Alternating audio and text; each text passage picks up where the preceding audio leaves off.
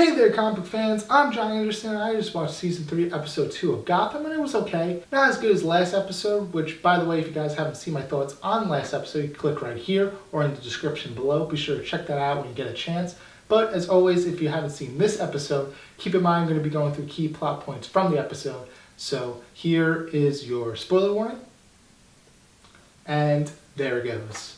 So this episode is a fairly straightforward plot that circles around Fish Mooney trying to locate Hugo Strange in order for him to cure her. In order to find Strange, Fish kidnaps Harvey, which gets the attention of the GCPD, Jim, and the Penguin, who's assembled this angry mob to essentially kill all of these creatures from Indian Hill.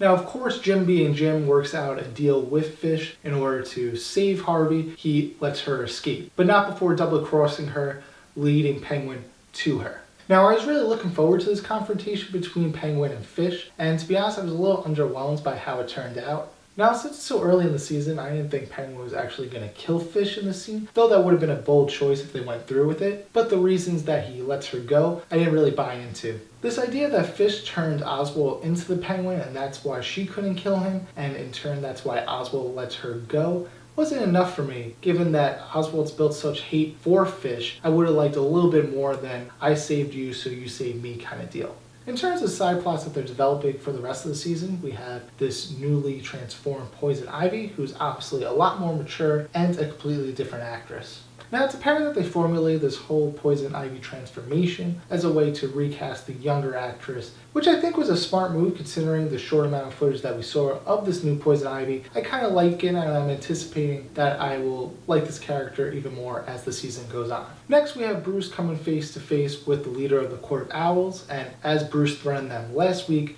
they returned the favor and threatened him this week. And I don't really blame Bruce for giving in to the court so quickly. Given that he's so young, he hasn't really honed in on his negotiation skills that he'll eventually develop as he becomes closer to becoming Batman. And it appears that Bruce has gotten some closure in terms of the Court of Owls until the clone of Bruce Wayne walks in the door, which is obviously going to open more doors for that plotline.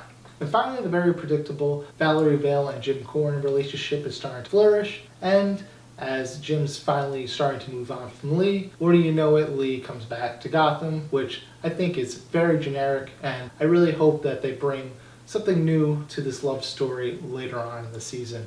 So that's my thoughts on Season 3, Episode 2 of Gotham. Let me know down in the comments what you guys thought of the episode, and if you haven't checked out my last video, click right here or down in the description below on my Season 4 premiere of Agents of S.H.I.E.L.D. and my Season 2 episode coming tomorrow. And as always, guys, if you like this video, be sure to share and subscribe. Follow me on Facebook at John I. Andersen or on Instagram and Twitter at The Comic Look. Remember, guys, as always, comics do deserve a second look.